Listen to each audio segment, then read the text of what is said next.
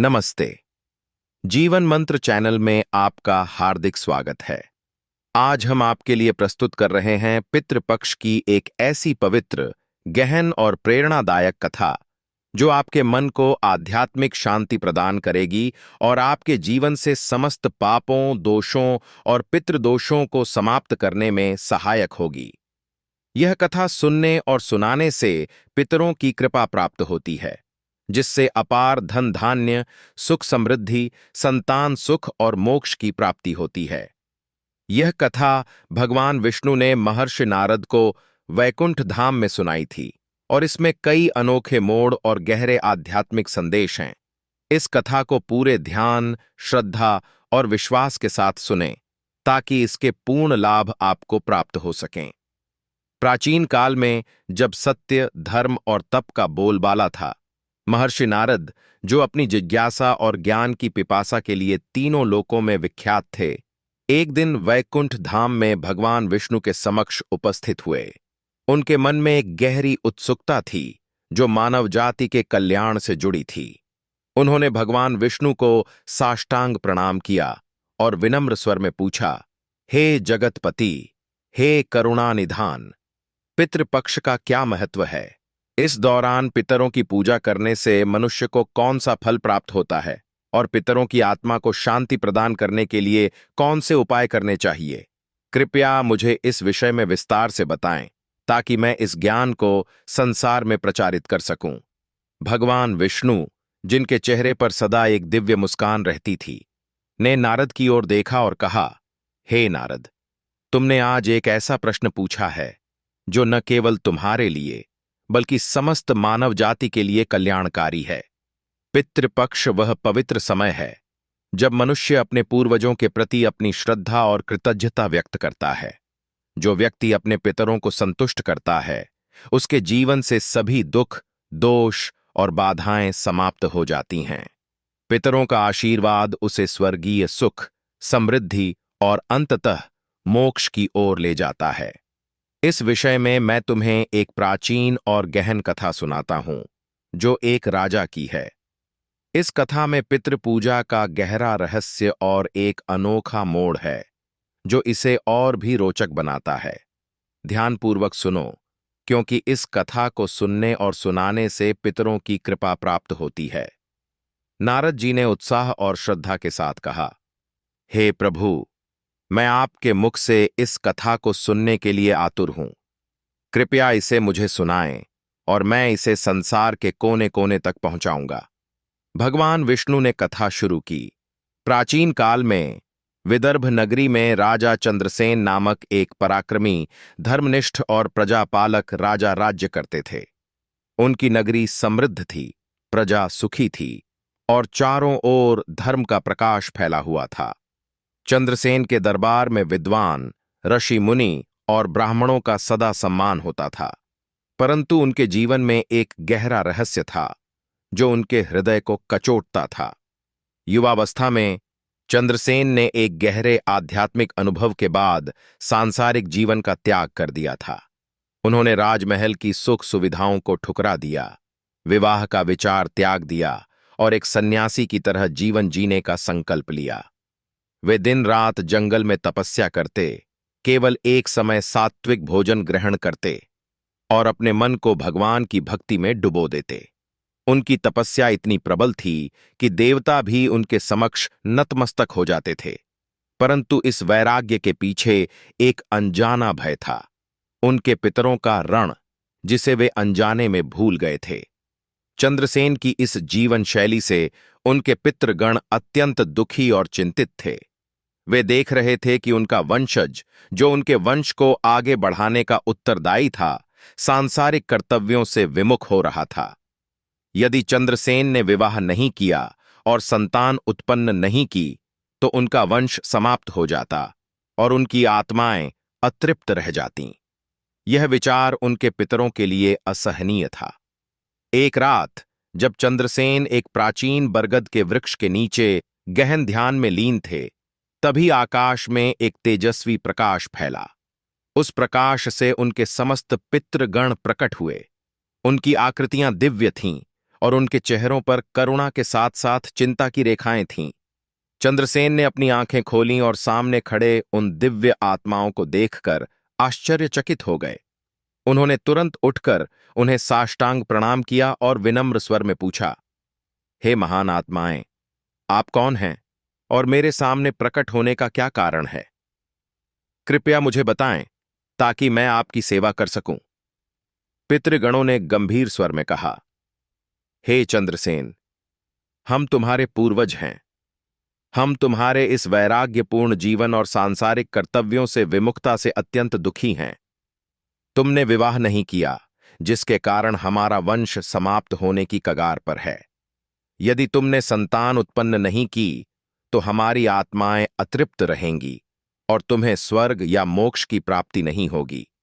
गृहस्थ आश्रम ही वह पवित्र मार्ग है जहां से मनुष्य देव ऋण, पितृ ऋण और ऋषि ऋण से मुक्त होता है। चंद्रसेन ने विनम्रता के साथ उत्तर दिया, हे पितृगण, आपकी बात सत्य हो सकती है, परंतु मैंने सांसारिक जीवन को इसलिए त्यागा है क्योंकि यह माया और पाप का कारण बनता है। विवाह और गृहस्थ जीवन से मनुष्य मोह में बंधता है और उसकी आत्मा अज्ञान के अंधकार में डूब जाती है। मैंने अपनी आत्मा को ज्ञान और तप के प्रकाश से निर्मल करने का संकल्प लिया है। क्या यह मार्ग उचित नहीं है? पितृगणों ने गहरी सांस लेते हुए कहा, हे चंद्रसेन, तुम्हारा यह विचार सही है, परंतु अधूरा है। शास्त्रों में कहा गया है कि मनुष्य का जीवन 4 आश्रमों ब्रह्मचर्य, गृहस्थ, वानप्रस्थ और सन्यास में बंटा है। गृहस्थ आश्रम के बिना मनुष्य अपने ऋणों से मुक्त नहीं हो सकता। विवाह न करने से तुम पितृ ऋण से बंधे रहोगे और यह तुम्हें अधोगति की ओर ले जाएगा। संतान के माध्यम से ही पितरों को तृप्ति और के। चंद्रसेन ने फिर पूछा, हे पितृगण, यदि विवाह इतना महत्वपूर्ण है तो मुझे यह मार्ग क्यों दुखदायी प्रतीत होता है? क्या ज्ञान और तप के द्वारा आत्मा को मुक्ति नहीं मिल सकती? पितृगणों ने उत्तर दिया, हे चंद्रसेन, ज्ञान और तप निश्चित रूप से आत्मा को निर्मल करते हैं, परंतु शास्त्रों में विहित कर्मों का पालन करना भी उतना ही आवश्यक है। गृहस्थ आश्रम में रहकर मनुष्य यज्ञ, तप और दान के द्वारा अपने पापों को नष्ट करता है। वह देवताओं को स्वाहा, पितरों को स्वधा और अतिथियों को दान देकर संतुष्ट करता है। संतान के बिना तुम स्वर्ग और मोक्ष के अधिकारी नहीं बन सकते। इसलिए हे पुत्र, तुम्हें विवाह करना होगा। चंद्रसेन ने अपने पितरों से कहा, हे पितृगण, मैं अब वृद्ध हो चुका हूं। मेरे जैसे व्यक्ति से कौन कन्या विवाह करेगी? यह कार्य मेरे लिए असंभव है। पितृगणों ने गंभीर स्वर में कहा, हे चंद्रसेन, यदि तुम हमारी बात नहीं मानोगे तो हमारा वंश नष्ट हो जाएगा और तुम्हें मृत्यु के पश्चात नरक की यातनाएं भोगनी पड़ेंगी। हमारी आत्माएं अतृप्त रहेंगी और तुम अगले जन्म में भी दुख भोगोगे। इतना कहकर पितृगण चले गए। चंद्रसेन का मन व्याकुल हो उठा। वे सोचने लगे, मैं अपने पितरों को कैसे संतुष्ट करूं? मेरे लिए अब विवाह करना असंभव प्रतीत होता है। तभी उस दिन एक दैवीय संदेश उनके मन में गूंजा। एक आकाशवाणी हुई जिसमें कहा गया, हे चंद्रसेन, तुम्हारे पितरों की आत्मा को शांति प्रदान करने का एकमात्र उपाय है। तुम्हें हिमालय की एक पवित्र गुफा में जाना होगा, जहां एक प्राचीन शिवलिंग स्थापित है। वहां तुम्हारी भक्ति और तपस्या से पितृगण प्रसन्न होंगे और तुम्हारी मनोकामना पूर्ण होगी। चंद्रसेन ने इस आकाशवाणी को दैवीय संदेश मानकर हिमालय की ओर प्रस्थान किया। कई दिनों की कठिन यात्रा के बाद वे एक घने जंगल में पहुंचे, जहां एक पवित्र गुफा थी। गुफा के भीतर उन्हें एक प्राचीन शिवलिंग मिला, जिसके चारों ओर एक रहस्यमयी आलोक फैला हुआ था। चंद्रसेन ने वहां 100 वर्षों तक कठोर तपस्या की। वे दिन रात भगवान शिव की आराधना में लीन रहे और उनके मन में केवल एक ही इच्छा थी, अपने पितरों को संतुष्ट करना। चंद्रसेन की तपस्या से प्रसन्न होकर भगवान शिव प्रकट हुए। उनका रूप इतना तेजस्वी था कि गुफा प्रकाश से भर उठी। शिव जी ने कहा, हे चंद्रसेन, मैं तुम्हारी तपस्या और भक्ति से अत्यंत प्रसन्न हूं। तुम्हारी जो भी इच्छा हो मांगो। चंद्रसेन ने नतमस्तक होकर कहा, हे महादेव, मेरे पितरों ने मुझे संतान उत्पन्न करने का आदेश दिया है ताकि उनका वंश आगे बढ़े और उनकी आत्माएं तृप्त हो सकें। परंतु मैं वृद्ध हो चुका हूं और मुझे विवाह के लिए कोई कन्या नहीं मिल रही। कृपया मेरी सहायता करें ताकि मैं अपने पितरों का ऋण चुका सकूं। शिवजी ने मुस्कुराते हुए कहा, हे चंद्रसेन, तुम्हारी भक्ति और निष्ठा ने मेरे हृदय को जीत लिया है। तुम अपने पितरों की पूजा और तर्पण करो। उनकी कृपा से तुम्हें शीघ्र ही एक सुंदर, गुणवती और धर्मपरायण कन्या प्राप्त होगी जो तुम्हारे वंश को आगे बढ़ाएगी। शिवजी के आदेशानुसार चंद्रसेन एक पवित्र नदी के तट पर पहुंचे। वहां उन्होंने एकांत में अपने पितरों का तर्पण शुरू किया। उन्होंने काले तिल, जल, दूध और कुश के साथ पितरों का आह्वान किया और एकाग्र चित्त होकर उनकी स्तुति की। उनकी स्तुति इतनी भावपूर्ण थी कि समस्त प्रकृति उनकी भक्ति में लीन हो गई। चंद्रसेन ने कहा, हे पितृगण, जो स्वर्ग में निवास करते हैं, जो श्राद्ध में स्वधा द्वारा तृप्त होते हैं, मैं आपको साष्टांग प्रणाम करता हूं। हे अग्निस्वात, बर्षद, आज्ञ और सोमपति पितृगण, आप मेरी रक्षा करें। मेरे सभी पापों और दोषों को नष्ट करें। आपकी कृपा से मुझे सुख, समृद्धि और संतान सुख की प्राप्ति हो। विश्व, विश्वभुक, आराध्य, धर्म, धान्य, शुभानंद, भूति, भूतिकृत और भूति नामक पितृगण, आप मेरे जीवन को आलोकित करें। कल्याण, कलद, श्रेय, कलता, हेतु और अनघ पितृगण, मेरे परिवार को सदा सुखी रखें। स्तुति सुनकर पितृगण अत्यंत प्रसन्न हुए और चंद्रसेन के सामने प्रकट हुए। चंद्रसेन ने पुष्प, गंध, अन्न और जल अर्पित कर उनकी पूजा की। पितृगण बोले, हे चंद्रसेन, हम तुम्हारी भक्ति और श्रद्धा से अत्यंत संतुष्ट हैं। तुम्हारी मनोकामना पूर्ण होगी। इसी स्थान पर तुम्हें एक सुंदर और गुणवती कन्या प्राप्त होगी जो तुम्हारे वंश को गौरवान्वित करेगी। उसी क्षण नदी के मध्य से एक अप्सरा प्रकट हुई। उसका रूप इतना मनोहर था कि चंद्रसेन उसकी ओर देखते ही रह गए। अप्सरा ने मधुर स्वर में कहा, हे राजन, मैं अप्सरा उर्वशी हूं।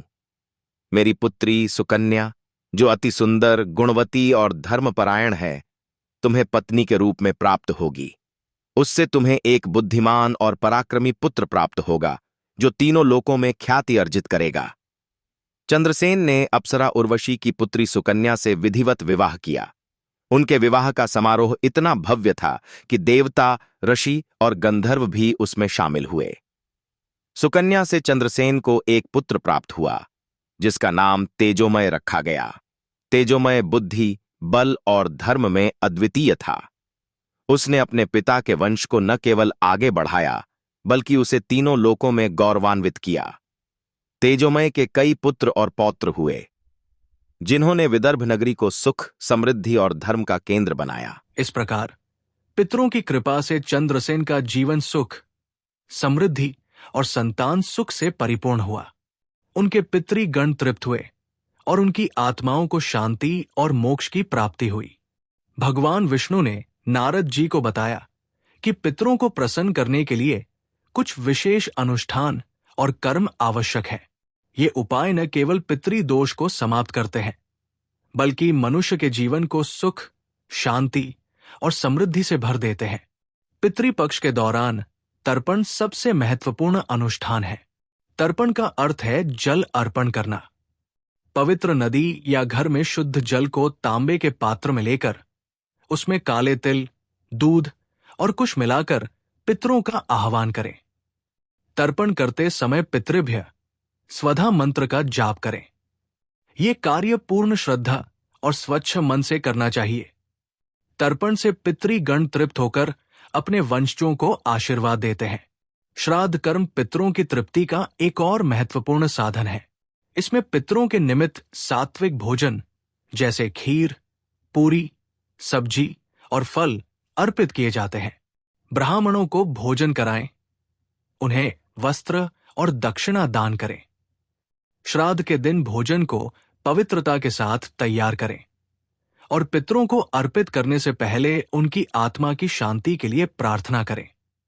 पितृपक्ष में गाय, कौवे और कुत्तों को भोजन अर्पित करना अत्यंत शुभ माना जाता है। गाय को हरी घास और रोटी, कौवे को चावल और खीर और कुत्तों को सात्विक भोजन खिलाएं। ये प्राणी पितरों के प्रतीक माने जाते हैं और इन्हें भोजन देने से पितृगण तृप्त होते हैं। पीपल का वृक्ष पितृगणों का निवास स्थान माना जाता है और तुलसी का पौधा देवी लक्ष्मी का प्रतीक है। पितृपक्ष में पीपल के नीचे दीप जलाएं और तुलसी की पूजा करें। पीपल के वृक्ष को जल अर्पित करें और उसकी परिक्रमा करें। इससे पितरों की आत्मा को शांति मिलती है। गया जी या अन्य पवित्र तीर्थ स्थलों पर पिंडदान करें। पिंडदान में काले तिल, चावल और कुश का उपयोग करें। ये अनुष्ठान पितरों की आत्मा को मोक्ष प्रदान करता है और वंशजों को उनका आशीर्वाद प्राप्त होता है। पितृपक्ष के दौरान व्रत रखें और सात्विक आहार ग्रहण करें। मांस, मदिरा और तामसिक भोजन से पूर्णतः बचें। भगवान विष्णु, शिव और देवी लक्ष्मी की आराधना करें। ये पितरों की आत्मा को शांति प्रदान करता है। गरीबों, ब्राह्मणों और साधुओं को अन्न और वस्त्र दान करें। ये कार्य पितृपक्ष में विशेष रूप से पुण्यदायी है। दान करने से पितरों की आत्मा तृप्त होती है और वंशजों को सुख समृद्धि का आशीर्वाद मिलता है। गंगा या अन्य पवित्र नदियों में स्नान करें और पितरों के निमित्त जल अर्पित करें। गंगा जल पितरों की तृप्ति के लिए सर्वोत्तम माना जाता है। इससे व्यक्ति के पाप धुल जाते हैं और पितरों की आत्मा को शांति मिलती है। पितृपक्ष में सत्संग में शामिल हो और भगवद गीता, विशेष रूप से इसके 11वें अध्याय का पाठ करें। गीता का पाठ पितरों की आत्मा को शांति प्रदान करता है और उनके वंशजों पर उनकी कृपा बनी रहती है। ये कथा केवल एक कहानी नहीं, बल्कि एक गहरा आध्यात्मिक संदेश है। ये हमें सिखाती है कि जीवन में सांसारिक और आध्यात्मिक कर्तव्यों का संतुलन आवश्यक है। वैराग्य और तपस्या महत्वपूर्ण है, परंतु पितरों के प्रति अपनी जिम्मेदारी को नजरअंदाज करना अधोगति का कारण बन सकता है। पितृ पूजा और श्राद्ध कर्म हमें अपने पूर्वजों के प्रति कृतज्ञता व्यक्त करने का अवसर देते हैं और उनकी कृपा से हमारा जीवन सुखमय बनता है। भगवान विष्णु ने नारद जी से कहा, हे नारद, ये कथा और इसके उपाय हर उस व्यक्ति के लिए है जो अपने जीवन से पितृदोष को समाप्त करना चाहता है। जो व्यक्ति श्रद्धा और विश्वास के साथ इन उपायों का पालन करता है, उसके जीवन में सुख, शांति और समृद्धि का वास होता है। पितरों की कृपा से उसके सभी दुख, दोष समाप्त हो जाते हैं और वो स्वर्ग और मोक्ष का अधिकारी बनता है। तो दोस्तों, ये थी पितृपक्ष की गहन और प्रेरणादायक कथा। इसे अपने परिवार, मित्रों और प्रियजनों के साथ जरूर साझा करें। जीवन मंत्र चैनल को सब्सक्राइब करें ताकि आपको ऐसी ही आध्यात्मिक और प्रेरणादायक कहानियां और जानकारियां मिलती रहें। आपका धन्यवाद।